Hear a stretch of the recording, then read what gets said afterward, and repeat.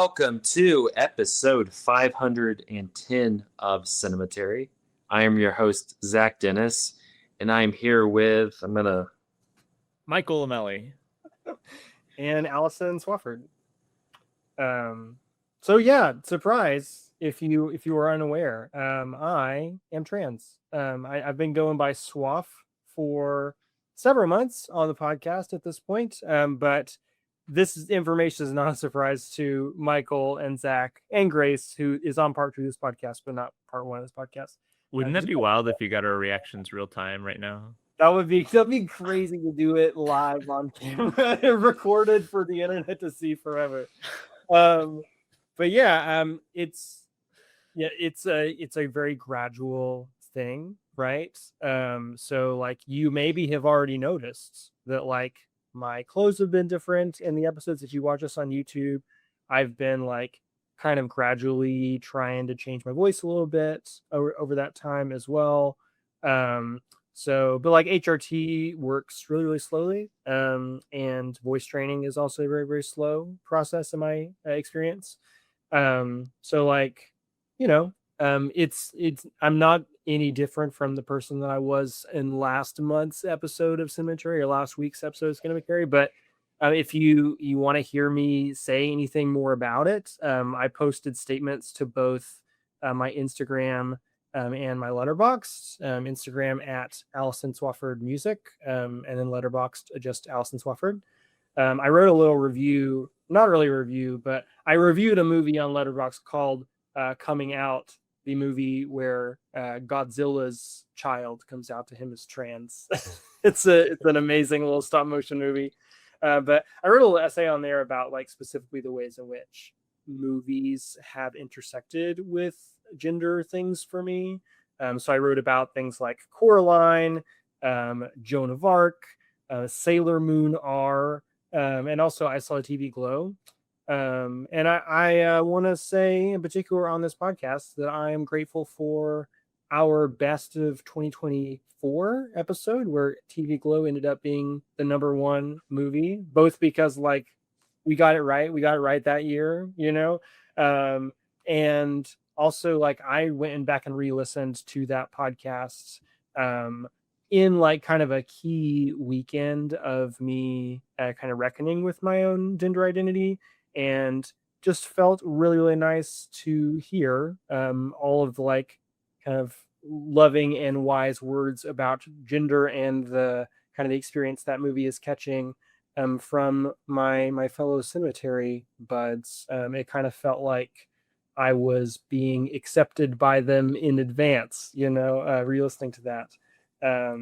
Also, I posted a list on Letterboxd called Trans Cinema, to me, which is like either movies with trans representation that I think are cool and that like make me happy when I watch them, and also movies that are like just having to do with like gender envy stuff. And one of those movies is Lady Bird, which we're talking about in this episode. I probably won't talk about like the ins and outs of transitioning a whole lot on this podcast, because like this podcast is not really about my personal life, but gender comes up in conversations about movies all the time, so I'm sure it will be relevant at points. I've talked to you guys about it plenty, so we don't necessarily have to keep talking about it. But if you guys have any questions for me or things you want to say, now is the moment. Well, we're extremely excited to have you on Cinematary, Allison. Thank you. I'm excited to be here. Like you mentioned, we're going to be talking about Lady Bird from 2017 and part 2 as we continue our Patreon pick series. This Patreon pick comes from Michael's wife, Rebecca, because we've decided to just start infiltrating people we know and taking money from them for Patreon. It's a incredible scheme that we have to make money. The podcast is now a family embezzlement pyramid scheme. Yeah. Right. Yeah, you get 2 people decided for the Patreon, and you get to go to a new level. You get to go to TIFF this year. If you're related to any of us by blood or marriage, consider this your... You look out. You have an obligation, you have a moral obligation to donate to the Patreon. I have a family trip coming up next month. I'm gonna have like a pyramid scheme You're presentation. gonna have like a trifold little brochure. Yeah, yeah. About why to support Cinematary on Patreon. But let's go ahead and jump into movies that we saw this week for part one. Grace will be joining us later. She's going to be hopping in the car for a little while and talking about Lady Bird with us in part two. But I feel like we have to kind of the car. jumping out of the car. Yeah, that's true. But I feel like we have to talk about the movie of the moment right now, and that is the latest Steven Spielberg film, Disclosure Day. Which came out, which opened in theaters a couple weeks ago. Has done good business too. I think it's like it's doing pretty solid. And number one. It's been number one. Yeah, it's been doing pretty solid so far. But Disclosure Day, I guess I could pull it up. I don't know. I'm trying to think of like the best way to like give it a plot line, because I could introduce it if you don't know how to introduce it. I'll give it a log line, and then I'll let you fill in the blanks.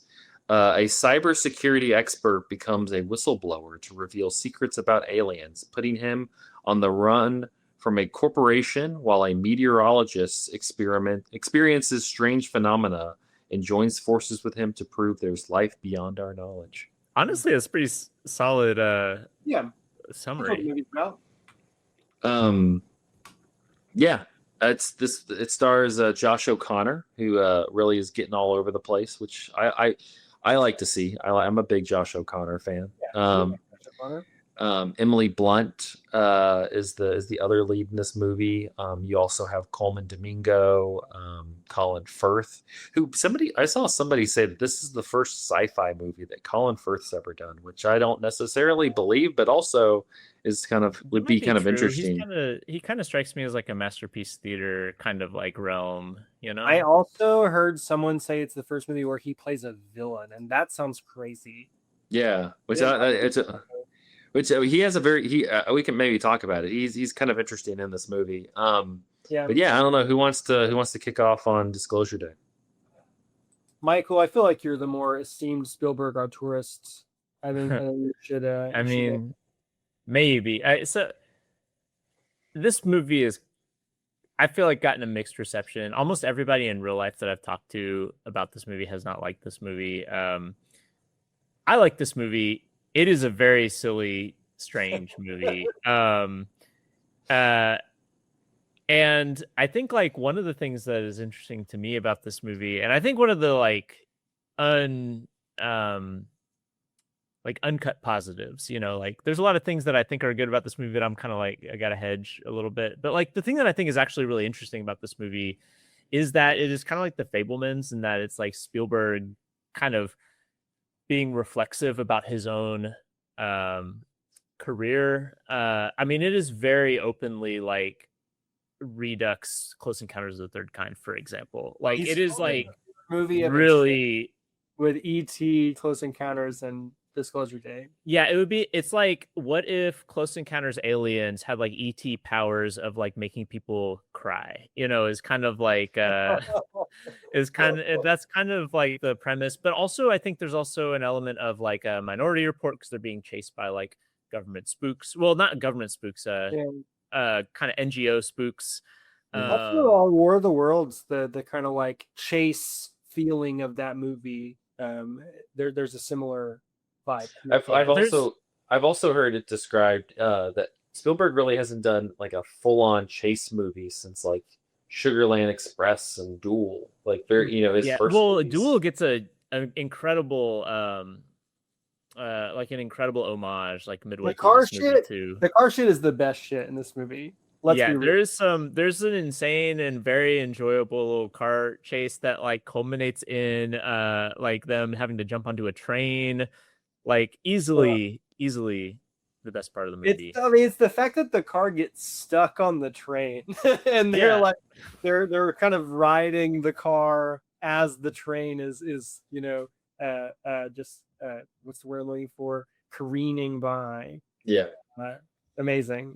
But I do think that this is interesting thematically within Spielberg's career, because like the plot eventually hinges on them having to broadcast the footage of aliens to like basically end World War III. And the movie's literal last scene is everyone kind of like just staring slack-jawed at their screen at like alien footage, which I think like feels like an extraordinarily like self-conscious moment by Spielberg, where like the sheer power of images kind of puts people in the sense of like awe, where they're kind of like swept up emotionally in this like grand, this, you know, the kind of grand power of the images that have made you kind of feel like something that has reawakened like an inner sense of innocence or purity to it. Like that to me, it feels like it feels as much like self-reflexive as like parts of the Fablemans. Or images as capable of awakening our empathy. Yeah, You know? and there's also this incredible sequence. It can make people feel empathetic. Yeah, and in fact, like Emily Blunt's character is like receives alien superpowers where she's all of a sudden like empathetic and can like just understand everybody around her. Yeah. There's also empathetic, like supernaturally so, to where like she is knowing what the people are thinking, what they're worrying about, and exactly what the right thing to say to them is to like maximize their feeling of being cared for in that moment, you know?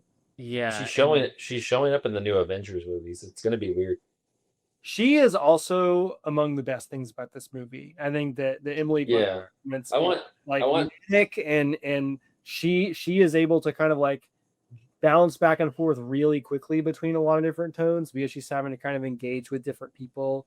I want to hear the. Sorry to keep interrupting you, Michael, but I do want to put a pin in like what Emily Blunt is doing in this movie. Yeah. Oh yeah. I mean, she's really good, and like her boyfriend Wyatt Russell in this movie. Like, there's large parts of this movie where her character is functionally like like she's in a comedy. Like, but then it will like her driving around to Gwen Stefani's "The Sweet Escape" is very funny. Yeah. Or like the scene where she has to destroy her phone and he keeps missing the phone with the car. Amazing. Yeah, anyway, yeah, she is very good in this movie and like does a really good job with the tricky role because her character is so ludicrous. Like the concept of her character is like basically like she's a meteorologist who's not happy being in the Kansas City market. She wants to be in a larger market on like television news. But then while she's on television, she just like starts speaking unprompted like alien language. And she thinks she's having a stroke or something, but it turns out she's just got superpowers now. She somehow does not know when she is speaking other languages. And like I think part of the way that language works in this movie is that like people who can speak the alien language don't hear it as the alien language, they hear it as English. Right. Mm-hmm. But she also speaks like Russian and French too. Like there's a great scene just like sitting down at like the table in their apartment, like her and Wyatt Russell, and she just like starts speaking, is it like Polish or Russian? Yeah, something like that. And then she doesn't realize with Emily Blunt, I think we should pivot to what is not good about this movie because I have one other good thing. And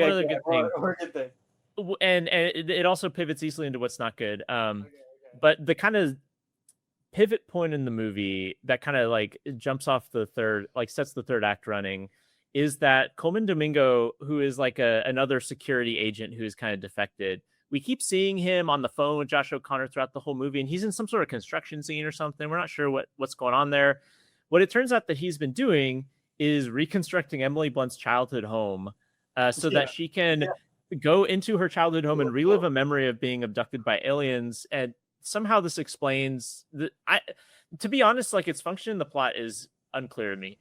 I think the way the mechanics of the plot work is that like she has repressed this memory so much that like she doesn't even fully remember it at this point, right? And it's kind of coming out of her subliminally. Her boyfriend says that like she's singing children's songs while she sleeps and things like that, and that's kind of part of the memory as well.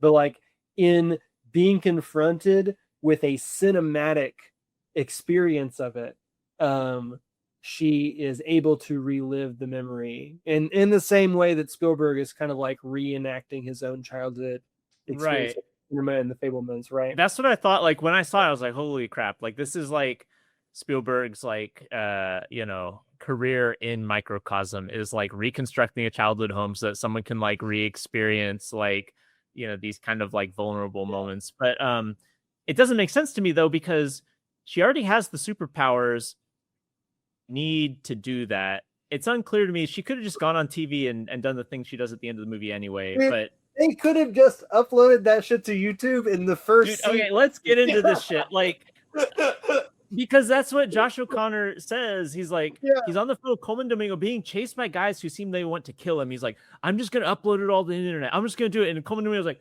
no, you can't do that. That'll mess everything up. We have to get it to the Kansas City local to get it to NBC in Kansas City so that New York will pick it up and broadcast it all around the world. And people will care if this shows up on MSNBC. And CNN and Fox News and BBC. You have referred to this in our Slack as Spielberg's first late style film. For people who were on film Twitter like 10 years ago or whatever, late style is a term that people have for certain auteurs that are like have hung on for decades and decades, but are now very old. Like, there was, we have Scorsese. There's David Lynch was in kind of a late style period before he died. Clint Eastwood's deep into it by now. Clint Eastwood's deep into it. Oh man, I will say, like, it's not just that they're old though. It's that specifically some conventions have a big late style person. Like some conventions of like traditional narrative films start to fall away, so that they just kind of follow their much more like what they're interested in at the expense of maybe like some more conventional aspects of movies that they might have done earlier in their career. But in watching a late style movie from a director, you kind of get a feeling for what kind of old person they are. and Spielberg is like an MSNBC grandpa. Like he really just thinks that if Rachel Maddow speaks truth to power, like the world changes, Yeah. And, to be fair, I think this is obvious for years. Yeah. I mean, I'm sure. Which it could be worse. Yeah, it could be worse. It could be worse. He could be Paul Schrader. I was about to say he could be late style Paul Schrader. Yeah. Yeah, Also very much a late style director at the moment. I hope we're not just being ageist and using the late style thing. But no, I think Paul Schrader is also very deep into like an actual late style too. There's like a certain looseness to these movies, that often like a lot of experiments with digital cinematography too, because a lot of these directors are not getting the studio money that they were once getting. And also like it is just very freeing to be able to shoot with digital, be able to kind of pursue whatever you want. Well, I would say also, can we talk about the cinematography of this movie? Like the lens, like it feels like a self-parody, like the lens flares, like the Comiskey, like just like everything is bathed in white light sort of thing. Like Mark Kermode said, J.J. Abrams for years was trying to ape Spielberg with how much he loved lens flare. And it just feels like it's Spielberg trying to ape J.J. Abrams trying to ape Spielberg. And I think like it makes sense because like, I mean,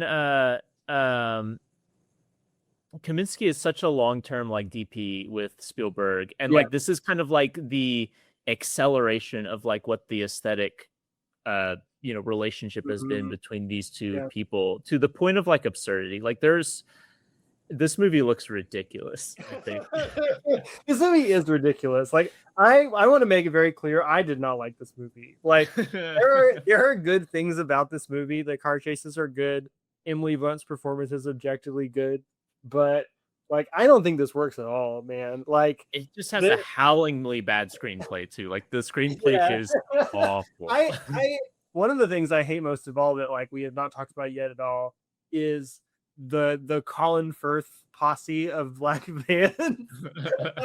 That's the antagonist of the movie. That like Josh O'Connor just keeps being chased from country house to country house by sinister Colin Firth with his beard and his army of black vans.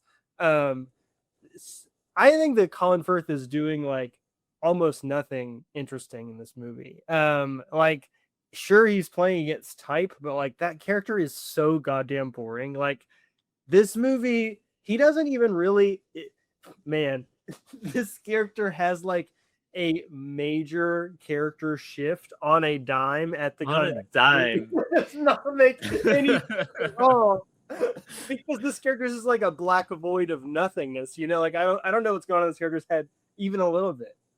Yeah, I do love like that. Like his entire life's purpose seems to be to crush this whistleblower, but the instant he sees a vision of his dead wife, he's like gone. Like he's like, okay, Yeah. go ahead. There was some Letterboxd review that was just like, oh, he got out of the next location, get him. Oh, he got out of the location, get him. Does anybody have a chair? Yeah, he also there's this very strange device that I think kind of works at times, but also doesn't work at times, which is that like they have this alien technology that allows them to do all sorts of magical things, such as turn fire trucks invisible for some reason, but also one of the key ways to do a lot too much.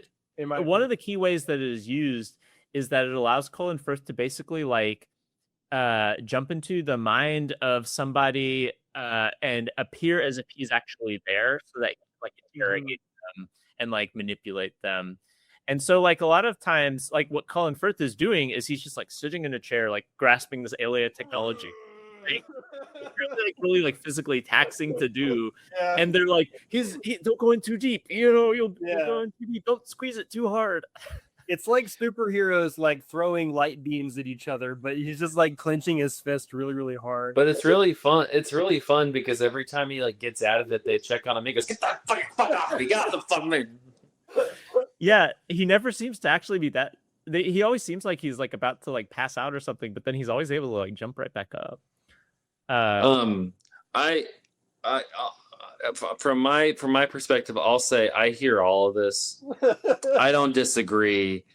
My man Spielberg's 80 years old. David Koepp's like 65 years old and really has not made many good movies. We should recall he wrote the Da Vinci Code movies too. He also wrote Black Bag though, which was very good last year. He wrote Black Bag. Jurassic Park. He's a strange man. Man of contrast. He's a man of contrast. I'm kind of in on Disclosure Day. It doesn't make a ton of sense. I kind of was vibing with it though. I kind of gave up on the plot. It was just like I'm here for like the low verbs, the low verberations of just like because like we were talking about late period. For me, late period is more like an auteur who has been working for so long that it's like they get to this point where they start to like reflect in on the stuff that they've been making and like their output into the world. And that shit's so interesting to me. Like that's why I've been obsessed with late period Scorsese. Like like I would like give me the Irish. Really good. Give me The Irishman and Killers of the Flower Moon over Goodfellas and all of that stuff any day of the week. Like it's so good. And like and that kind of like sliver, I want to watch it again. I think that I'll like link into Disclosure Day more on a second viewing. But I was kind of in on it. I don't know. Maybe I'm an apologist to Spielberg. Because I don't disagree with anything that you're bringing up, Allison, but at the same time, I had a hell of a time. It was fun. If it weren't for those things, I think this would be a bad movie. But I think that, like, this is not a movie that is just being thrown out into the vacuum, right? This is a movie that is so self-consciously, like, positioned as, like, a Spielberg, like, capital S movie that, like, I think that ultimately this will kind of like AI, although I don't think it is nearly as good a movie as AI, but kind of like AI become interesting as its position within photography becomes a bit more apparent. You know, like I don't know how many more movies he's going to make, but I do think Disclosure Day will start to become like an interesting object of study as like we see the shape of like what the end game of his career is. And I think that makes it like really interesting and valuable in the same way that AI is kind of like a pivot point. So I feel like The Fabelmans is like so much that and is like a billion times better of a movie than this. You will not hear me disagree with you there, but no. But this is also like a different type, like Fabelmans. he's done so many different types of movies. It's like he's reflecting back on all the different kinds of movies. Yeah, it's like Fableman's covered the divorce part of ET, but this movie covers like the part of ET where he's got like the glowing finger and they can fly the bike. Yeah. So true. So true.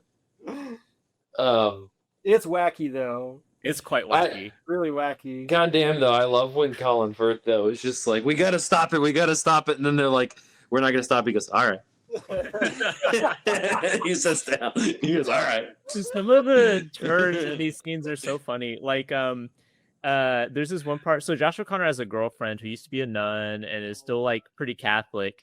And he like shows her the footage or some of the footage of it. And a lot of it is like alien like corpses or aliens being tortured and things like that. It's like really like kind of messed up stuff that like that's why he wanted to whistleblow is like Chelsea Manning style stuff, you know. It's like alien card counter. It's like, you know, this is what we did in war. Right. But like so you see all that and her immediate first question or first thought is, well, you can't release this because then people won't believe in God anymore. I was like, that's your response to it? And she has the most ludicrous like things like, well, if people start to view aliens as the new God and that will cause religion to collapse and like I don't know, there is like the only thing keeping our civilization afloat right now. My one thing on this movie is that it waited way too long to put Josh O'Connor and Emily Blunt together. I was so out on their partners. Like Wyatt Russell is good. I'm here for Wyatt Russell, but yeah, the and it is such a central part of this girl's character is like the faith part.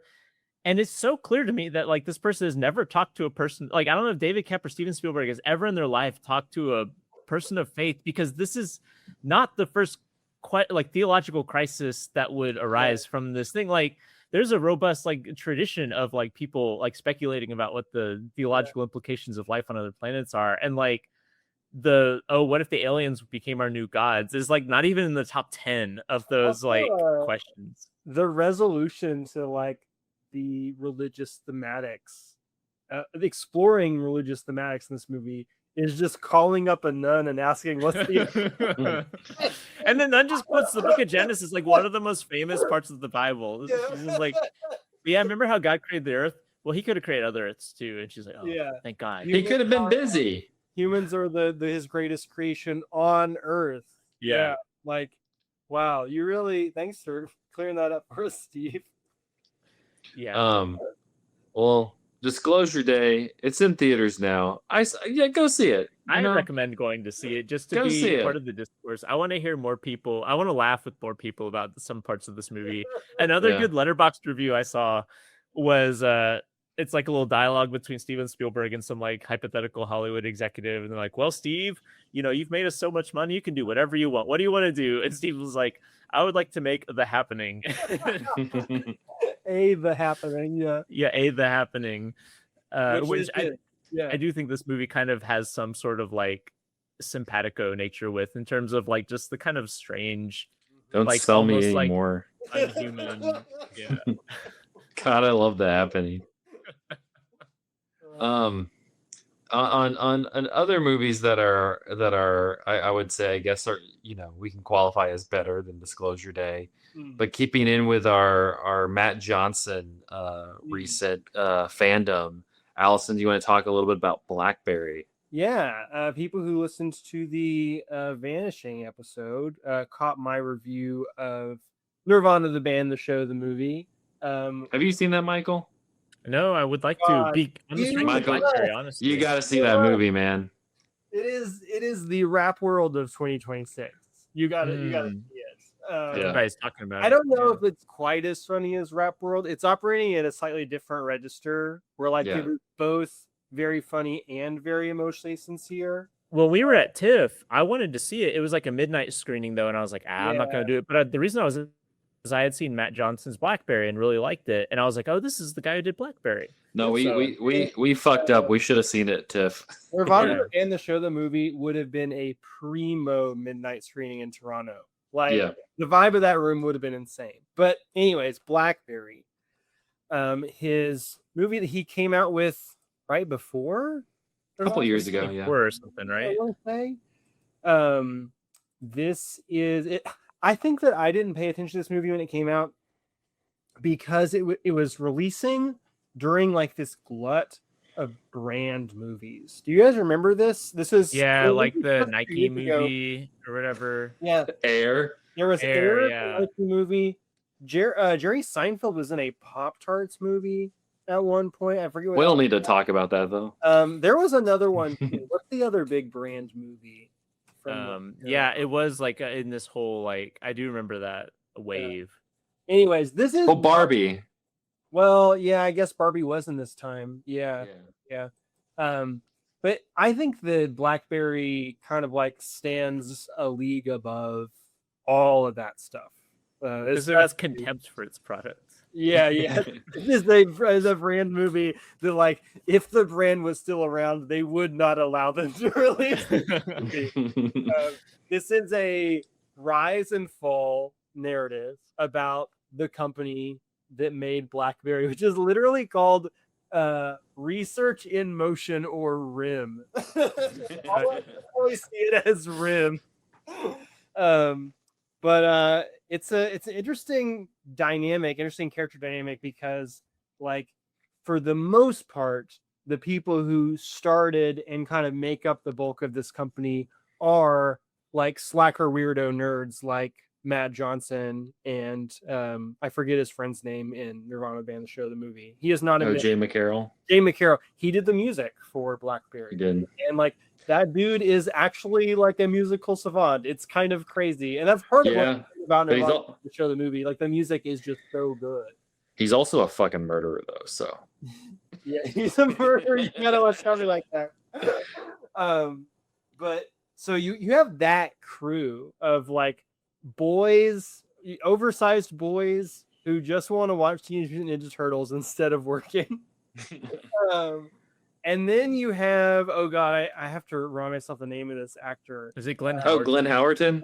He's so good in this movie. He's amazing. He's just mad the whole movie. Glenn Howerton is an actor that I have not paid a whole lot of attention to because I don't watch It's Always Sunny in Philadelphia. Like, damn, that the humor of that movie is just like radioactive to me. I don't know what it is, but like I enjoy Seinfeld, but if you take it like a couple notches meaner, like it doesn't compute for me. But like he as this like mean asshole is perfect in Blackberry. Like he is just this, literally they refer to him as like a shark. Like he is just this business shark guy who like will not tolerate these little boys' nonsense even a little bit, and just like you just hear him like yell obscenities at them and like continually like dunk on them, both like in a business sense and in just kind of a mean interpersonal sense. It's an incredibly entertaining performance to watch, and like just it kind of makes for a great chemistry with all the other actors. Well, it's Matt Johnson and Jay Baruchel. Yeah, it's Jay Baruchel is the that's who it is. Remind me, Jay Baruchel, who is the main. He's like the main guy. He's in a bunch of action movies. The like really bad wig for the last. Yeah.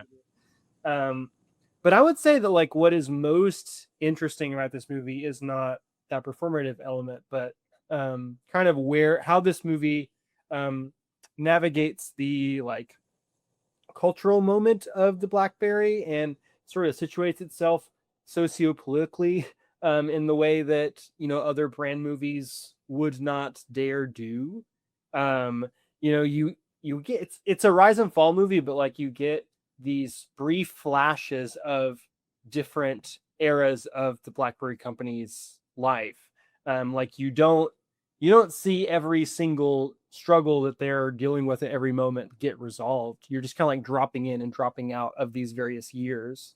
And like, you know, having just wrapped up this whole internet movies series, I'm kind of kicking myself not including Blackberry because it's also such an incredible time capsule of like the various states of the internet and smartphone usage That is at true. the points that the BlackBerry existed. Because like essentially the final days of the BlackBerry are the first days of the iPhone. And like the final like series of like mini arcs that these characters are kind of dealing with is like them trying to figure out how they're going to pivot to compete with the iPhone. And like one of the central issues that like they see the key appeal of the BlackBerry as the click, the responsiveness of the click. That's what people like about. I like that. I do not like touch screens. I like the clicks too. I briefly had a BlackBerry when I was in high school because my dad worked for a business that was like one of these businesses that were just like getting BlackBerries during this era where BlackBerries were really popping off. And I got one of his hand-me-downs after he got like a nicer one. And man, the tactility of those things is so much better in retrospect to how it feels to use a smartphone, which like, you know, they design them to be like so addictive that you can't stop touching them. But like, it is such a less satisfying feeling and experience. It's more of a feeling of like being constantly dissatisfied, like scrolling and bouncing from one thing to the next. Whereas like I feel like there's such a more decisive, like I'm turning it on, I am clicking and typing my thing, I am turning it off kind of thing with the BlackBerry. It's like the fact that you're not like quite as chemically addicted to using the thing is part of what its appeal is in retrospect. But this movie also captures the fact that like people were getting addicted to the BlackBerry and when the BlackBerry was new. Like there's a character played by one of the Mad Men actors, I forget his name, who says that like they in the corporate world called it like the crackberry, I think, because like people couldn't stop using it in meetings, like constantly looking down. And like there are characters who make reference to the fact that like it was at one point weird to like be looking down and texting while you're at a restaurant with friends or coworkers or whatever, right? And now like that is just such part of the fabric of social life that like it doesn't even feel like that much of a rude thing anymore to like dip into your phone because we're just like on them constantly, right? And this movie is like capturing the motivations of tech companies in an interesting way. One of the kind of central bookending things of this movie is that like the guy who's actually sort of the brainchild, the brain trust behind the BlackBerry, part of his initial instinct to make it was like he wanted to make like a really, really high quality product, right? And he gives his pitch at the beginning of the movie where like he goes back and forth with Glenn Howerton, and Glenn Howerton says like, have you ever heard the phrase perfect is the enemy of the good? And his response is, well, good enough is the enemy of humanity. And like that's part of true. the arc of the movie is like the company steering towards good enough because like you have to once you're in kind of like a cutthroat business competitive environment, right? And like he ends up dissatisfied with the final the BlackBerry Storm, I think the last one they put out, because like it's a piece of shit, like it buzzes every time you hold it to your ear, and like it is like enshittification, right? You're seeing like the seeds of enshittification and like corporate colonization of like all of our lives. Well, scene, is it the last scene of the movie? I'm pretty sure it is amazing where he's like sitting in the room with all the boxes of BlackBerry. Yeah. And it's like a 30-second fix to like get rid of the buzz, which is what's so frustrating about it is like had they just like been just a little bit more careful, like they wouldn't have had this like foundational problem. And so he's like opening up all these boxes and trying to like fix every one of them. Yeah. Matt Johnson, by the way, I've listened to some interviews with him in his like promotion of Dermont, the band, the show, the movie, and he said that like people look back on BlackBerry and say like, oh, the guy you're playing in Blackberry is you playing you, right? And he's like, no. I am actually the engineer guy who's like so obsessive about like the quality of my project that like I am kind of weird and off-putting to other people, you know. They've tried to film 2 Criterion Closets with him, and both of them have been scrapped. Wow, That's the lore about Matt Johnson that I enjoy. Oh my god! I hope he didn't have to wait to do that at some point. to do that. That might have been why. Yeah. Zach, have you seen Blackberry? Yeah, but I don't remember it as concretely enough to like speak to it. I think I'm gonna rewatch it though post Nirvana. It's so different of a movie from Nirvana Band the Show the movie. Yeah, funny in an incredibly different way. But I want to go through a lot of Matt Johnson stuff because his Bourdain movie's coming soon. I want to see Operation Avalanche, which is something to do with like a documentary crew and NASA not faking the moon landing. I don't know exactly how that works, but cool. Seems like a Nathan Fielder project to me. And I cannot emphasize for the second straight week, cannot emphasize enough that people should go see Nirvana, the show, the band, the show, the movie. Michael O'Malley should definitely go see that. I have been wanting to see it, like I said, since TIFF, but it's somehow I've never. It's on right now. It's on the Letterboxd rental store. It's like $5. Like so worth $5. It's very much worth $5. Yeah. Yeah. Like go do it right now. Yeah.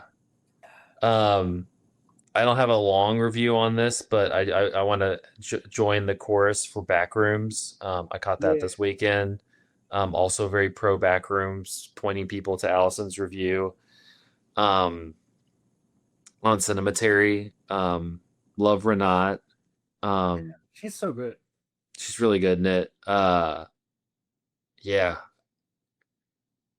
I'm excited for a rewatch of that. I think it gets a little bit better on the rewatch, but definitely like in my tops, my top picks right now for the year so far. It is currently my number 2, probably with Nirvana the band, the show, the movie, and number 3. But those could swap. I don't know. Yeah, it's up there. But yeah, I really enjoyed that. It's still. I went and saw it on Sunday, and it had at 4:40, and it still had a pretty solid crowd. Yeah. So I mean, I think it's still in theaters. They're filling the seats. Yeah, hopefully people go check it out. And get off of Obsession a little bit. Yeah, Zach has still not seen Obsession, but he is. I'm gonna see it. I'll just wait till streaming if I even watch it. Then. I haven't seen it either, and I'm not super excited to. So maybe I will also. There's so much more stuff that I'd rather go see than that. Right now. So Cheap Detectives. I still haven't seen Cheap Detectives. I saw it's going to be on Amazon. It's on Amazon Prime Video on June 26th or something. I'm like, I'm excited. I'm going to watch it. That's a great streaming movie. Yeah. Yeah, it is like a good streaming movie. All right. Well, we're gonna go find Grace and get her added for part 2. But we're gonna take a quick break. And then we will be talking about 2017's Lady Bird after this. Mm-hmm. And we are back with part 2 of episode 510 of Cinematary. In this part, we will be continuing our Patreon pick series for the summer with, I didn't even write down 2017's Lady Bird? 2017? Is that right? It is 2017, yep. 2017's Lady Bird. There's also a 1927 film called The Lady Bird. Wait, hold on. Was it that one? Is it that one? I'll report back after I do the disambiguous page on Wikipedia. Is that like Marlena Dietrich and Greta Gerwig? It is Betty Compson. Oh. My favorite. Old Betty. All right, Lady Bird 2017. It took Greta Gerwig years to complete the script for this movie, which originally topped 350 pages and carried the working title Mothers and Daughters. While heavily labeled as semi-autobiographical, Gerwig maintains the narrative is fictionalized, noting she was never nearly as bold or performative as Lady Bird in her own youth. To cultivate an intensely intimate and focused environment on set, Gerwig held weeks of comprehensive rehearsals and strictly banned smartphones. She wanted the cast and crew fully present in the creative space.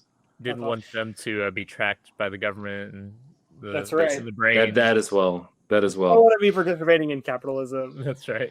Yeah. Did you use the barter system on set? Yeah, she was using the barter system.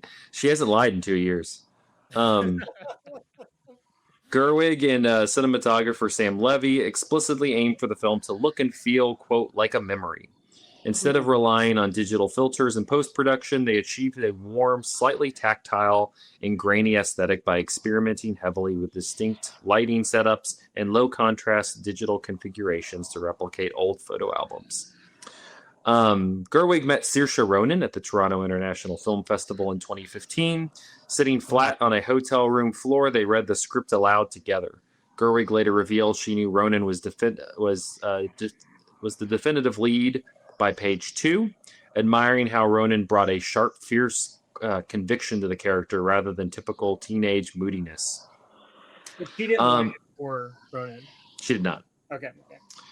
The film serves as a brilliant time capsule, capturing future Hollywood heavyweights right before their massive industry breakouts, as Gerwig cast both Timothée Chalamet as the pretentious pseudo-intellectual Kyle and Lucas Hedges as the theater-loving Danny. Gerwig famously offered Hedges his choice of any male role in the script, and he deliberately chose Danny for the emotional vulnerability it demanded.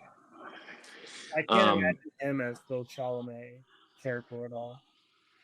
No.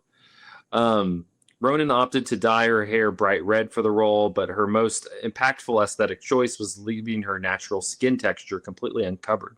She and Gerwig decided to forego standard makeup concealment for Ronan's acne, intentionally putting a real teenager's face on screen to push back against airbrushed Hollywood tropes. Pulling heavily from the theater community, Gerwig cast legendary Chicago stage icons Laurie Metcalf and Tracy Letts as Lady Bird's parents. She specifically sought out veterans capable of executing dense, rapid-fire dialogue with the innate rhythm of a live play while keeping the emotional stakes entirely grounded in domestic realism.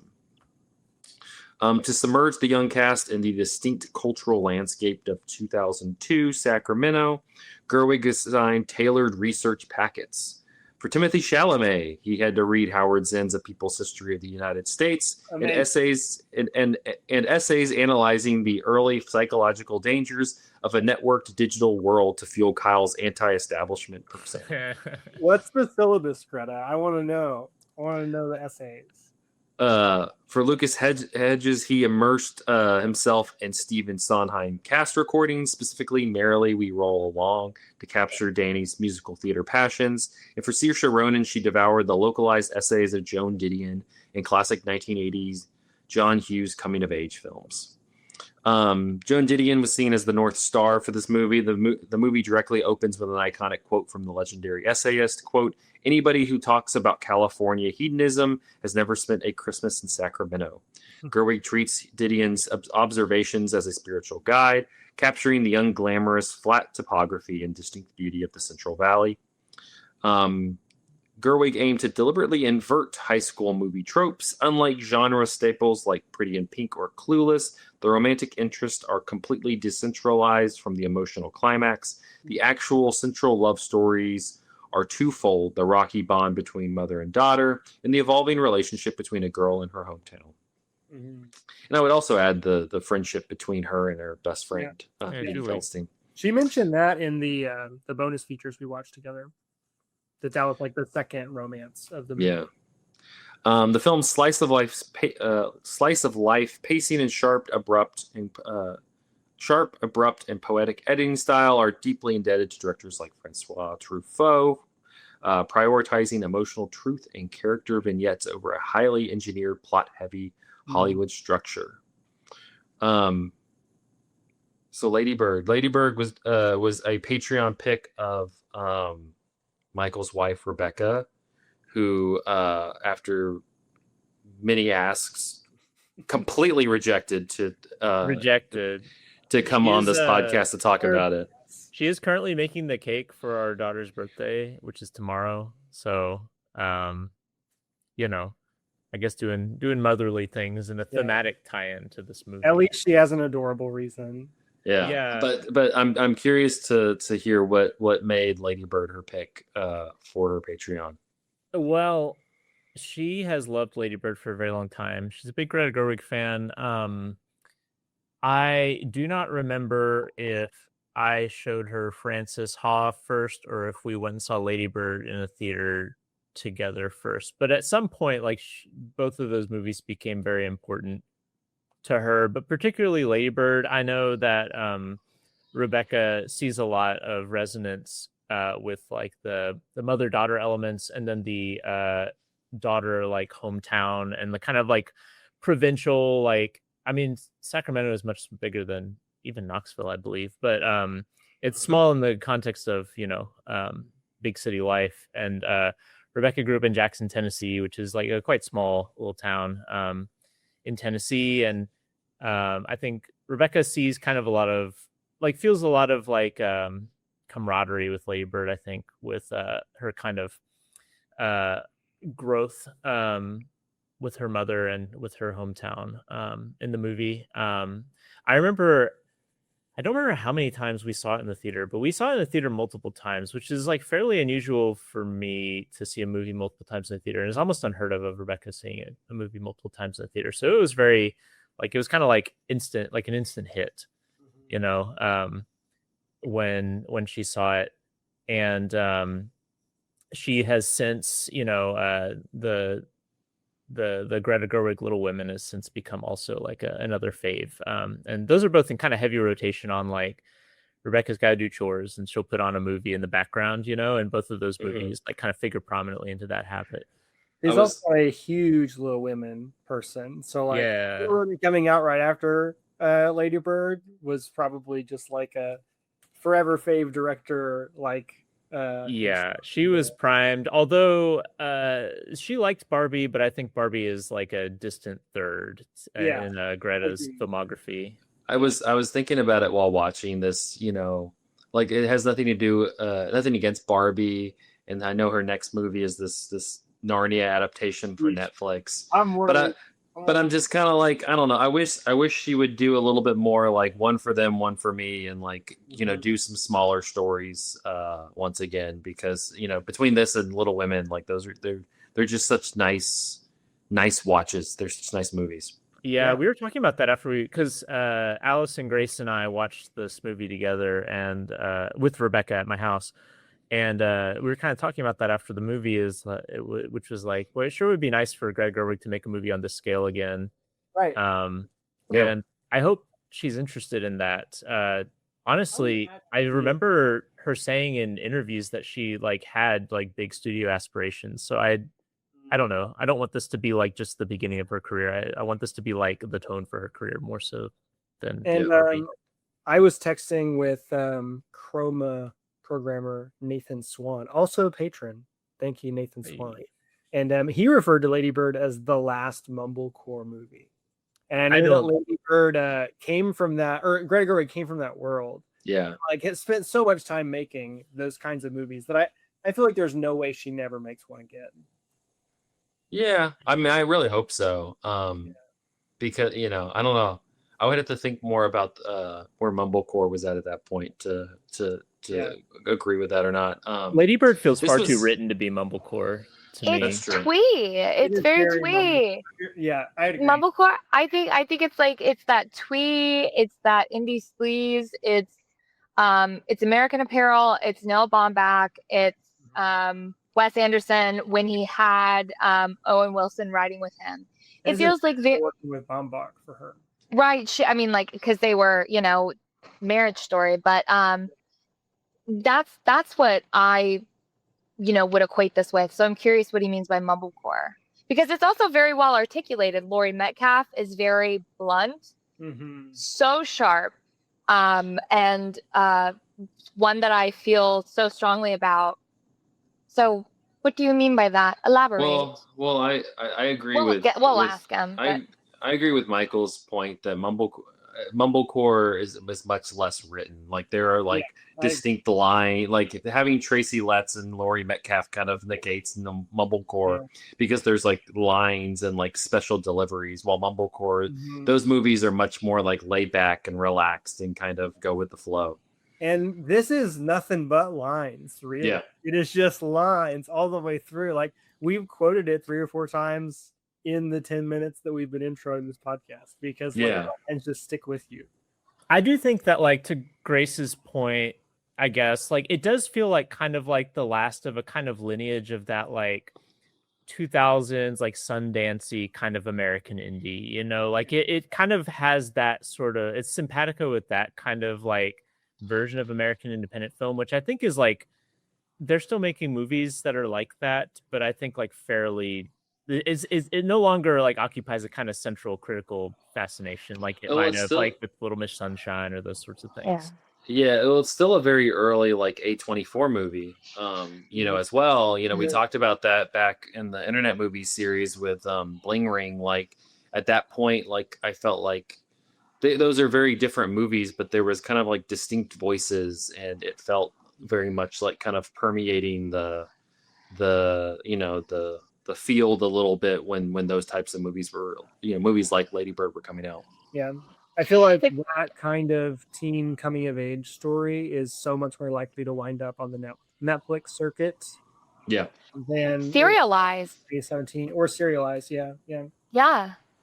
I was going to say this feels like the last time before like a director with like a very distinct voice before they got snapped up and then put into the corporate machine. Like what Greta Gerwig said with her corporate ambitions. I'm thinking Gerwig, that was 2017. When did Moonlight come out? Was that like 2019 or 2018? There was a Moonlight trailer on the DVD for this movie. Right. So, you know, that was, you know, it was this like new school of like American independent directors before they got snapped up to give like distinctive voice to corporate film. But can I chime in? Go for it. Can I take the ball and run with it? Take the mic, the ball, whatever metaphor you want.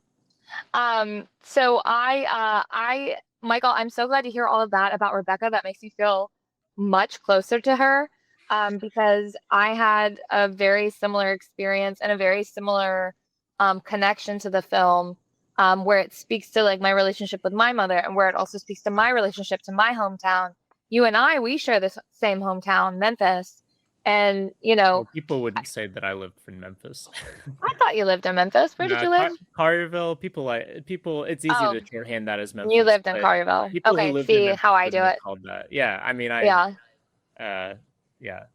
So I just didn't want to, you know, have stolen valor there or something, you know. Well, I appreciate it. So as someone then who is from Memphis, nobody wants to steal Memphis valor. You know, it's almost like a warning. But I felt very akin to this and very close to this movie. That this time that we watched it together was only the second time in my life that I had ever watched it, because I only saw it the one time in theaters, and I loved the connection that I had following it. That it was such a catharsis for me, because when cinema is meant to be an escape, what happens when what you're escaping into really feels like you're just confronting yourself, more like you're challenging yourself, where there's nowhere to run. You can either leave this movie or you can sit through it and, you know, face yourself. And so that's what I did. And so it was so important to me when I saw it that I had a very big reaction to it, that I went and I pulled a ladybird. First of all, I was a teenage ladybird. Did you call your mom when you got out of the theater? I sure did. You know, movies are scientifically designed to make you call your mom. Call your mother. and I would like to take a moment. Have you called your mother? Anybody listening, have you called your mother? What if you called your mother? It would make her very happy. That it felt so good to be taken there, that it felt so natural, that it also just like really strengthened your connection to the story. And so I haven't had that feeling in a theater before, probably in my life, and I really wanted to preserve that. So watching it again with you all as a group and as a Patreon pick, it is so exciting. And then also so exciting to hear that someone else has felt similarly. So, this movie is just perfect in so many ways. And I so mean it when I say I was a teenage ladybird. Mm-hmm. I did theater. I had, similar relationships with friends and difficult relationships with mother. I went to Catholic school. Yeah. It felt exactly that. I had to go to state school instead of the big, performing arts college, the liberal arts school. I felt like I didn't get to have that experience, but watching Lady Bird almost have like a confessional, moment. And then she calls not her father for, forgiveness, but her mother, the religious connection there. It just all really overwhelmed. And that was exactly what I had when I accepted, the state school, the the connection and relationship with my parents and with myself. So this movie is just everything. Are you also Frances Ha? And you know what? My confession, my religious confession, I have not seen Frances Ha. Good. It's basically a sequel to Lady Bird that came out before Lady Bird. Yeah. It's probably, how old is she in the movie? She's right out of college. Yeah. Okay. Yeah. Well, I'm 30 now, so then I get to be adult Lady Bird, Frances Ha. You're Barbie. Yeah, Frances Ha is adult Barbie. Lady Bird. My cat is Barbie. My cat is Yeah. Barbie. My cat's name is Barbie. Yeah. This is the first time I had watched this. I thought I had watched this more recently. This is the first time I saw this in like 2 years. And that was the first time, 2 years ago was the first time I had watched it since it came out in 2017. I know this was if I remember correctly, a big Cinematary hit, like on our end of the year list. Ooh, I want to learn links. Yeah, that is true. I think it continues to just get better to me. The quotable lines I just deepen my appreciation for Laurie Metcalf and Tracy Letts every time I watch this. This time it was Father's Day when I watched it like that morning. And so I was really cued in on Tracy Letts and like just the kind of like the small things that he does. The one that like made me smile was when he goes and he does the job interview and he's, they're clearly looking for somebody like half his age. And he's just, he knows it and he comes down and he just goes to Lady Bird and he's like, we're going to go buy a bag of Doritos and we're going to eat them in the car and then we're not going to tell your mom. I really like how he pronounces Doritos too. Like I can't really do it, but there's like a very Doritos. Yeah, a very like specific Doritos. Yeah. Of it. I love just like I love the small ways that he kind of, it goes against, it may go against the mom, but like, it's just the kind of small ways that he like roots for her and like, and tries to give her the little pushes that she needs. So Lady Bird was number 3 on nice Best of 2017 list. If you're curious, number 2 was The Shape of Water. Definitely not as good as Lady Bird. And number 1 was Good Time, which is debatably as good as Lady Bird. But I think Lady Bird is the best of those 3. I would say Lady Bird's the best of those 3 now. I'd agree. But yeah, I think it continues to enrich. It's one I think very much, we just mentioned Frances Ha. It's very similar to Frances Ha. I need to rewatch Mistress America. That one I feel like as well. Incredible. Yeah, like there's just this like these movies. I mean, those 2 were with Noah Baumbach, and this one is just solo. But like Greta Gerwig, like they're just able to like kind of create these pools that you can kind of continue to come and like drink from and like gain more and more. Movies. Yeah, very very wise, very. I think it's you look at I mentioned the notes about like the different actors you have. It's crazy that like Timothy Chalamet and Lucas Hedges and Beanie Feldstein are in this movie. Timothy Chalamet is incredible in this movie. When he talks about how he hasn't lied in 2 years, I was just dying laughing. Like just so like perfectly, like that's the Marty Mauser I would wanted to explore more as Kyle. Also, you know, Kyle. I don't know. That's such a great. I don't know why. Such a great name for that character. My Oh former my God. middle name. Yeah. Well, I feel like it says it feels perfectly in tune for somebody who's at the coffee shop reading Howard Zinn, and talking about how he's incorporating the barter system more. He rolls his own cigarettes because he doesn't want to be involved in like the industrial capacity of the United States or something. Just an incredible character. He has a Cannibal Ox poster in his bedroom. I noticed that this time That's too. a very specific point. I should look through more interviews. I would love to talk to Greta Gerwig more deeply about the Kyle character, because that's somebody that's somebody from the past. So she said in the bonus features that like in the same way that she is kind of Lady Bird, but it's fictionalized, like she also very much was Kyle as well. Oh. And like that was a thing that he kind of came to her with when he was like doing all this required reading that she had assigned to him, the Howard Zinn and the anti-tech articles. He said, oh, like I'm kind of playing you when you were in high school and reading all this stuff, right? Yeah. So I think, Grace, do you want to exit? You said it's raining, and where you are recording right now is bad for rain. It's raining. I'm in my car. I don't want to be stuck in my car. I'll make sure that this car is moving and break my arm as I go. Please do.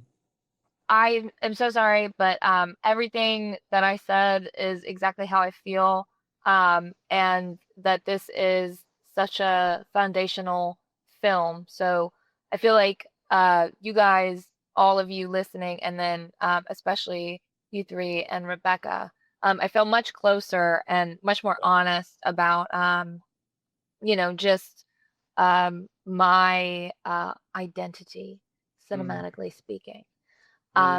There is so much truth in this and so much beauty in this. And so what a lovely, lovely movie. What a fabulous Patreon pick. I will. I love it when patrons give us like a great movie to watch. It's so nice. It's so I like that, and then I like when Tyler gives us a movie that's just wild, like Air Force One in the core, because those are fun too. I like those as well. I agree. Anyway, all the rest is just gravy. So I will see you all. Adieu, Grace. Jump out of that car. Adieu. I like the sound. I'm not convinced. I like the sound effect a lot. Speaking of which, the incredible opening scene to this movie. Incredible opening scene. You're like listening to the Grapes of Wrath.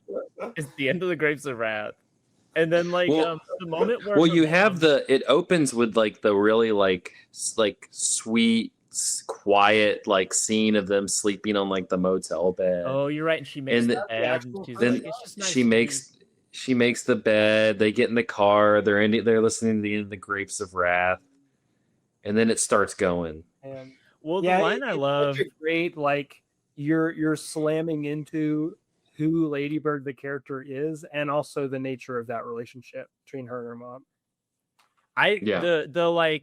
Where Lady Bird tries to turn on the radio, and her mom is like, "Can we not just sit with what we've just heard?"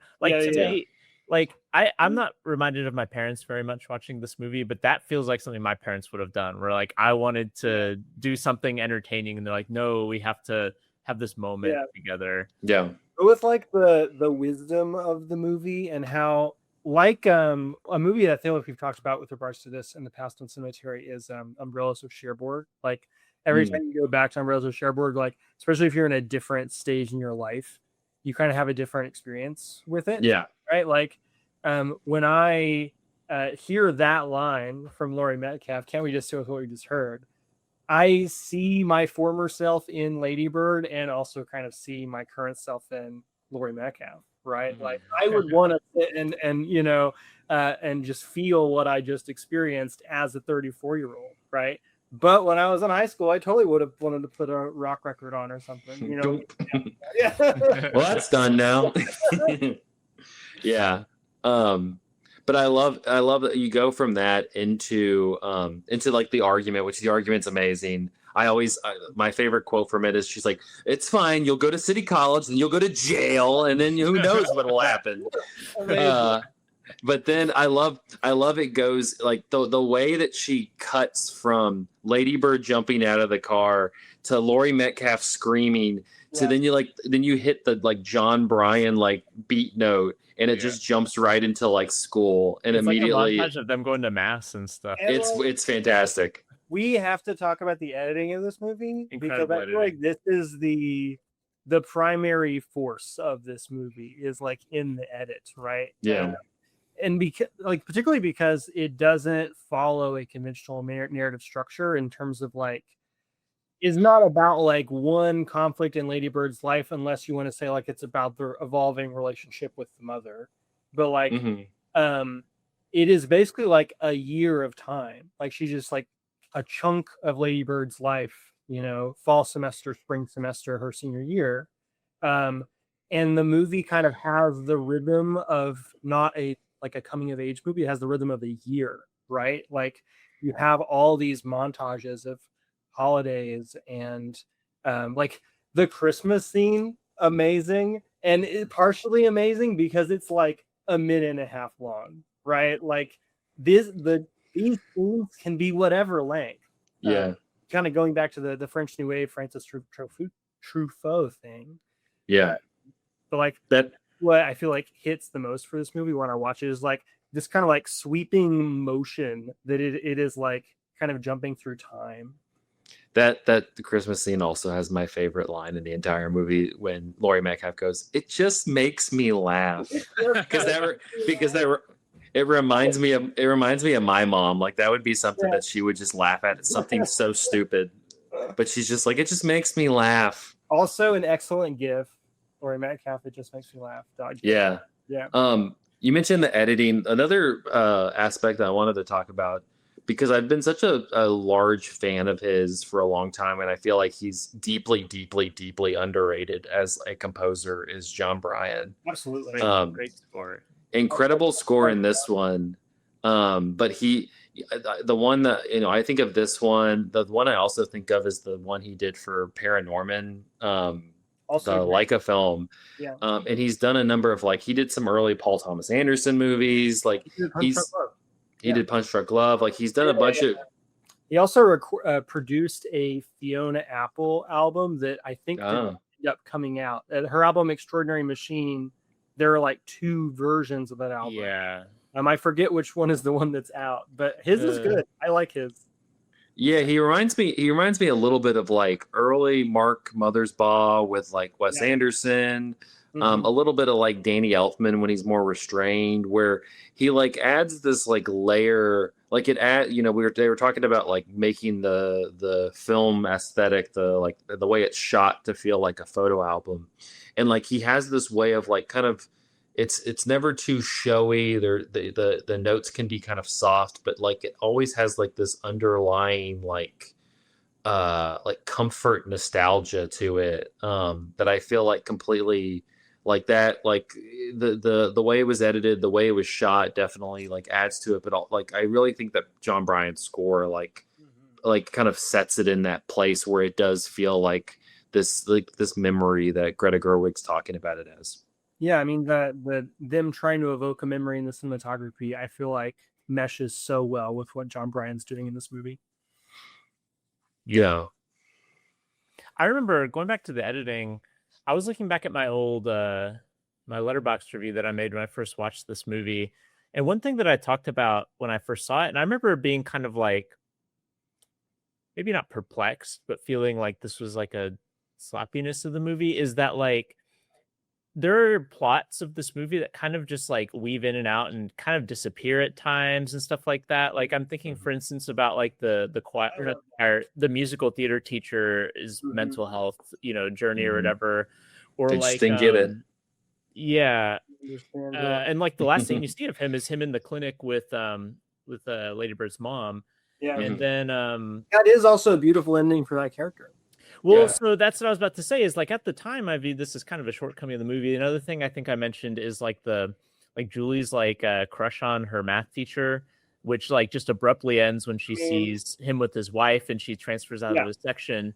And like that should resolve, I feel like. Yeah. Well, what I you didn't want it to end up like Beanie Feldstein's next movie, Booksmart. Yeah, no. Oh God. What I have come to appreciate about this movie is that I think it's really interesting that I think that in very clever ways the movie mirrors Lady Bird's perspective, and so like some of the kind of abruptness of plots being gone is kind of a function of Lady Bird's kind of disinterest in like what's going on and some of the people around her, but also the movie is clever enough that like if you're perceptive, like there's still it is like a reasonable like and well done like arc to these plots as well. Like you mentioned, like it's kind of the perfect ending for the musical theater teacher, even though like it's very like sparse and kind of stark that like, you know, the last thing we see of him is getting counseling, you know, for suicidal ideations basically. And that's it. And that's like a really poetic ending for that character, but it also represents just like the last thing he says is don't tell your daughter. And then we don't see him ever again. So we never hear about him because it's just not something Lady Bird knows about. Right. You know, Lady Bird has no interest and seems to not even understand that Julie is crushing on the math teacher. And so Julie just switches out of the section and that's kind of it. Like, because Lady Bird's not interested in it, you know, but also we as viewers can kind of understand like the subtext or just the kind of narrative economy of that. And it works really well, not just as a limited perspective, but also as like ways that develop these characters where we can see that the perspective of Lady Bird is limited. I don't know. I think it's really clever. I like that character leaving the film allows space for the football coach. Yeah. I was actually just thinking today, one thing I would love to have added to like a special feature or something is I want to see what that version of the Tempest looks like. I know we get Lucas Hedges like doing the monologue or the soliloquy at the end, but like he talks about singing and he's that version of the Tempest. He's like, and then you're going. And they're all like furiously scribbling down in like their notepads, like what to do. He's like, the way I see it, a play is a play. But speaking of lines, going back to that, like the whole Tempest arc has maybe my favorite line of the movie because like I just quote it all the time. Beanie Feldstein saying, "It's the titular role." Yeah. That whole scene has like some really great back and forths too. I was reminded of just how many good lines are in that one scene, which is when Lady Bird is actually confronting her about having switched out of the section. Mm-hmm. And that's the scene where they talk about Jenna and Lady Bird's or Julie's like, she's a moron, and Lady Bird's like, she can't be a moron, she's in AP calculus, and she's like, no, on a deeper level. And then that's also the scene where what's the name of Julie's friend who's there, and she's like trying to talk to Lady Bird through her, and the Lady Bird just kind of ignores it. That's really funny too. That's the girl from Blockers. Yeah, you mentioned that when we saw it. Really good. The other thing is where Julie's like, my mom made one mistake when she was 19, and Lady Bird's like, two mistakes. I don't know. Just that scene is just like crackling with just amazing lines. Lady Bird, the school assembly about abortions. Lady Bird just in that entire sequence is fantastic. Like, if your mom had gotten an abortion, we wouldn't have to be fitting through this. Yeah, just incredible. And then it cuts to like Laurie Metcalf going suspended.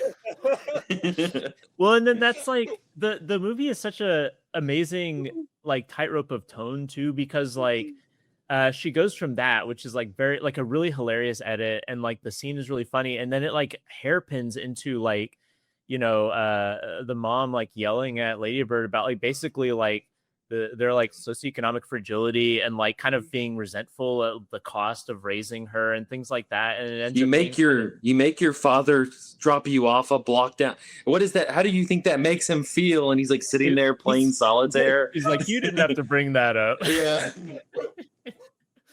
I think this movie is really kind of unflinching when it comes to depicting the realities of like how a family's economics intersects with the college work career ambitions or just life ambitions of a young person. Me and Michael see a lot of like kids being the age where they're making those decisions, and like family income is absolutely part of the calculus there. Yeah. And like, unfortunately, it's 2002. 4 years from now, when Lady Bird graduates, it's like 2006 or 2007. There's a never forget 9/11 poster in the classroom in the first. Well, I was just about to say that the socioeconomic precarity is probably only going to get worse by the time she's out of college, based on the time period. But yeah, like that's another thing too, is like the time period is not overstated, but it is like suffusing the film with like what it was to be like. Another great line is after she has sex with Kyle. And then she finds out that he's not actually a virgin, and like that's when the I haven't lied in 2 years sort of thing. Yeah. And then she gets mad, and he's like, "Do you have any idea how many civilians like America?" And she's like, "Few things can be sad. Not everything is war." We're watching like CNN or MSNBC before the sex. After too, right? Isn't it? Probably. Like, I feel like it's both. I feel like it was silent in the room afterwards, but they definitely were watching it before, and it was just like Iraq War. Man, can you imagine? Like, I lost my virginity to like the Blitz on Baghdad. Like,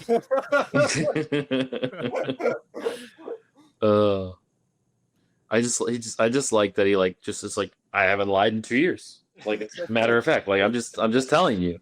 He is such a sublime, like, awful boyfriend. Like, I think to this day, it's probably my favorite Timothy Chalamet role. Maybe not because like Timothy is like doing some like bravura, like acting or whatever, but it's just such an incredible like synergy of like the energy that Timothy Chalamet brings, just kind of innately as an actor, and the role he has. Like, it is amazing. I'm here to tell you that people who think that the Safdies understand Timothy Chalamet the most are incredibly wrong. But that between the two movies, it's Greta Gerwig. She gets Timothy Chalamet. Well, and I think if you pair it with Laurie in Little Women, I think that is like also that kind of like foppish, like theatrical kid, like that plus Kyle is just Timothy Chalamet. The way that she got him to utilize chairs in Little Women is incredible. Yeah, I do think like just amazing. Like Greta Gerwig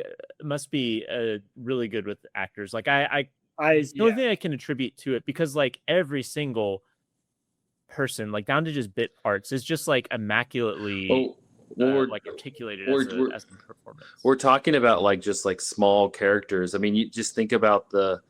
It's one that I clued in on early, but it's always nice to see it play out, as her relationship with Danny, where you can clearly see that he's just kind of putting on. What does he say? They're like lying there, and she's like, you can touch my boobs. He's like, I respect you too much. I just respect you too much to do that. But then I mean, one of the most heartwarming scenes in the entire movie is just when he comes to her at the coffee shop and they embrace in the back. The way that she accepts him before he has to come out to his parents and stuff. Yeah, and even like smaller roles than that, like Jenna in this movie, like the way that actress like plays her is perfect. Like a line I think about all the time is when through like a kind of misunderstanding, she realizes that Lady Bird has been lying about where she lives, and she in fact lives in the kind of small, like humble home that she lives in. And Jenna like is looking around, she's like, I don't even understand a little bit why you would have lied about this. It just is like such an amazing like articulation in that line. Can we still be friends? I mean, like, you're seeing Kyle, so I guess we'll see each other around. Yeah. And it's such a sympathetic portrayal, despite the fact that she is also playing kind of a stereotypical mean girl in a lot of ways. But like, Greta Gerwig just kind of imbues humanity into all of her characters. Such like a generous writer of characters and like director of actors. All the stuff between Gerwig and actors in the bonus features we watched together seemed really lovely. Like, it seems like she, just from what the limited view we're able to get there, like, is very intentional about developing relationships with actors in working through them. And she just seems like a delightful, like, being to be around. Like, just kind of radiates wisdom and joy and humor and and needs to get her paycheck from Netflix and move on. Yeah, Please, man, yeah. I hope so. Any final thoughts on Lady Bird? I mean, We haven't talked that much. I think we got it wrong. I say this: Cinematary got it wrong. Cinematary got it wrong. This should have been the rare mea culpa from Cinematary. Yeah, I do think we haven't talked a ton about like the place, like the sense of place of this movie, but I think that like, actually, so to bring Rebecca back into this, we were actually in Jackson just this past weekend for Father's Day, and the scene at the end of the movie, which I think is like one of the most like poignant and really well done. And when you talk about edits, it's one of my favorite edits in the movie, is when like Lady Bird is calling her mom and she's leaving the voicemail, and while she's doing that, she's talking about driving in Sacramento, and you see she's driving and she's driving the first time. The editing was crazy in this sequence. And then, the edit that's amazing is like it edits to her mom doing the same thing. And like, I don't know, it's a very powerful edit. And Rebecca was telling me, because she went and visited a friend while we were there, and I was at her parents' house with the kids. And Rebecca, on the way back to her parents' house, decided to kind of take like a drive by where she used to live. And, you know, she was just talking about how that scene at the end, like, really hits home that kind of sense of driving in a place that you're familiar with, and like you have a past with, and like where place has meaning.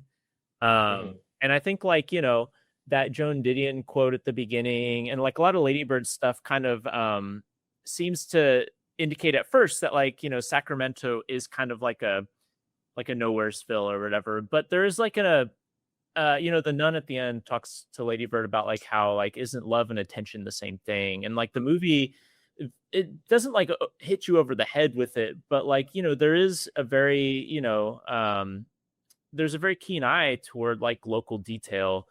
And I think that like that kind of builds to that sequence at the end of the movie where you like you see her driving, and it's through the act of, like, you know, revisiting the drive that like those details retroactively gain meaning, because like I don't think that it's not very meaningful to see like just a like kind of like a 1 second shot of like a restaurant or something. Yeah. But like revisiting the movie, like watching that and kind of noticing all these just kind of establishing shots and stuff, like it kind of became clear to me like how intentional it is to build this sense of place, so that last moment of the movie, because it's like in the last 30 seconds of the movie or something like that, so that it really hits. It does not make the city look any prettier than it is, right? Like it doesn't feel like a product of like the tourism department of the city, which sometimes is the case when people try to like capture a city. But it is cinematically captured so well and so beautifully that like I get the feeling from Sacramento here that I get from Columbus in Columbus, right? Mm-hmm. It's not like you're not marveling at the architecture in the same way you are with Columbus, but like you do, I don't know, get a very like loving view of it.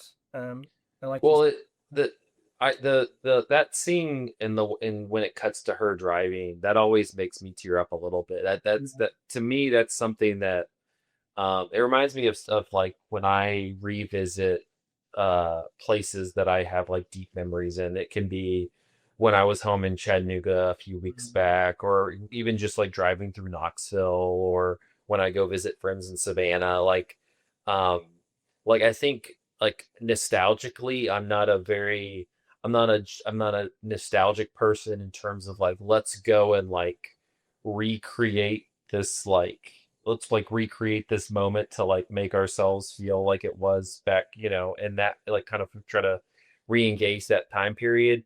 But it's I like to kind of see these like little spots, these little places that I have like a memory associated to, and it's like it's not like a big, it's like this little kind of nostalgia like wink to myself that I always find powerful. It reminds me of one of my favorite scenes in all of movies, which is the very end of Before Sunrise, when it's becoming daylight again in Vienna, and like you're going to the different spots that they had like different sequences at. God, that's incredible. It's just kind of like these like bottled moments that like you would never go back there and like try to recreate it. It's just kind of like this. It's this like kind of like wink to yourself of like that moment happened and that was meaningful to me. Yeah, absolutely. And I think I mean the movie is like that it's as well. Like it's like the experiences that Lady Bird has are probably ones that as an adult you might feel a sense of like embarrassment about some of these things, or like as you kind of get a distance from them, you might maybe not recognize some of the impulses that maybe once drove you or things like that. And but in another way, it is about like that feeling of that feeling of memory that, like you mentioned, being like photos in an album, like that feel, and almost like the editing is like that too, because like memory is usually very short moments, right? You don't remember a whole day, you remember little like clips from that day, or specific instances, and the movie is kind of doing that for a whole year, as if it's like these were the memories like from that year.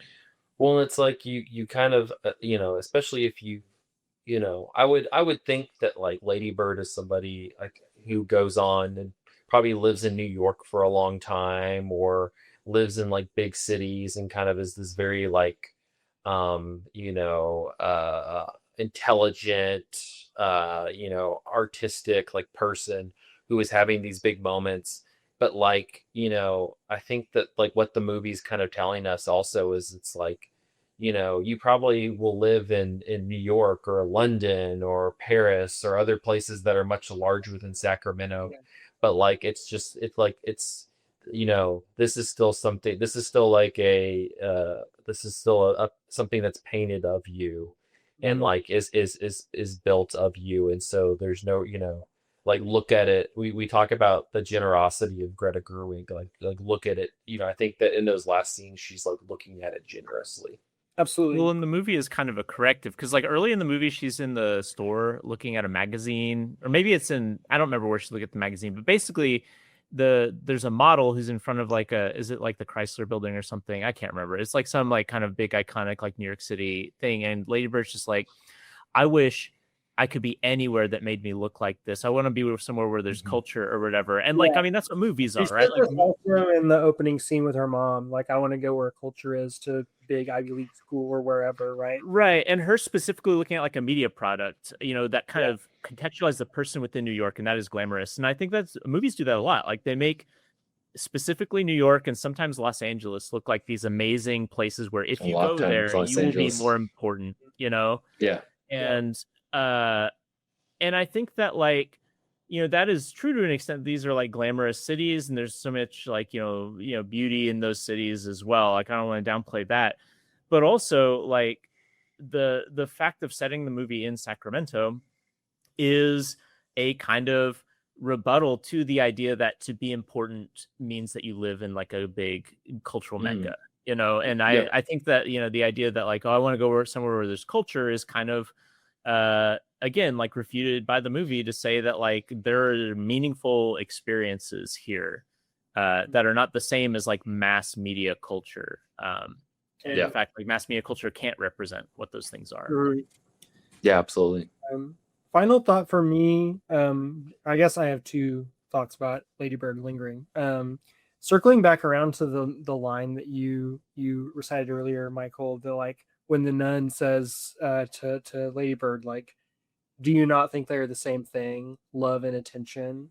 Like that line to me feels like very core to like what I have taken away from the movie. Like it is kind of a movie about spirituality, like a little bit. You know, it's set in a Catholic school, and like there's very little talk of theology or anything like that. And though I do love the amazing, this felt like period detail to me of 6 inches for the Holy Spirit at the dance. Well, she seeks out, you know, when she's seeking out comfort at the end of the movie, she goes to the Catholic Church because it's home. Absolutely. And like I have read a little bit of Catholic theology, and specifically, I'm thinking about the theologian Simone Weil, who is like her worldview is I don't necessarily endorse it. Like one of her big ideas is like people experience God's love through suffering, and like when suffering is like weighing down upon them, that's just God loving them a whole lot. But she does conceptualize love and attention and prayer in worship, essentially, like to all be the same thing. Like what you pay attention to is what you are choosing to worship. This is also like an idea that you see in the work of David Dark, Nashville theologian, as well as a little bit in David Foster Wallace. His speech, This is Water, talks about like all people worship. We can't avoid worshiping. We only get the choice of what to worship. And I think that, you know, that idea that like what we were paying attention to is kind of like what we're drawn to, has something to do with like what or who we love, right? Is I think like a powerful idea. And I thought about it like way beyond the scope of just this movie.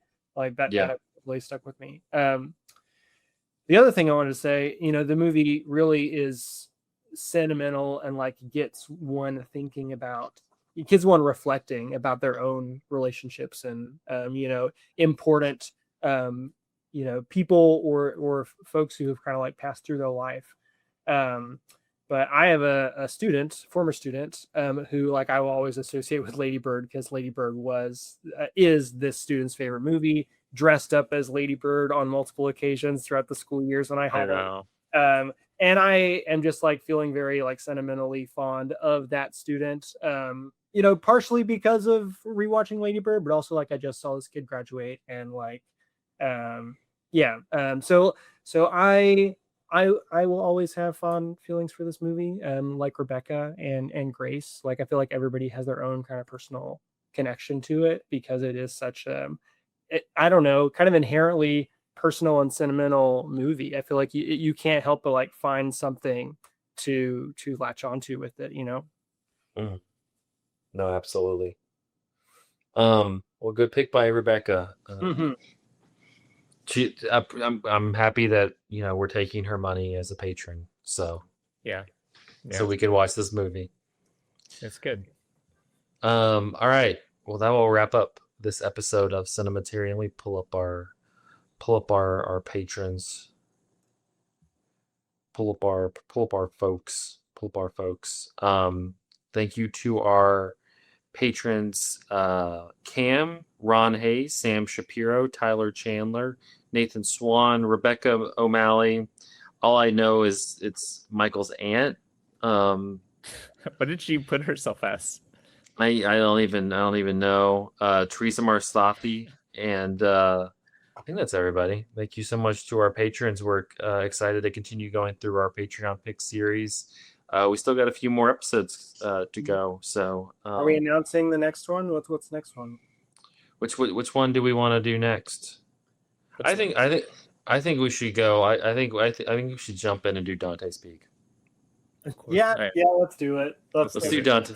Yeah. I say let's jump in and do Dante's Peak. Shout out to Tyler for always giving us one that really, you know, challenges us. Girl movie and boy movie. Until then, thank you for listening, and we'll see you next week.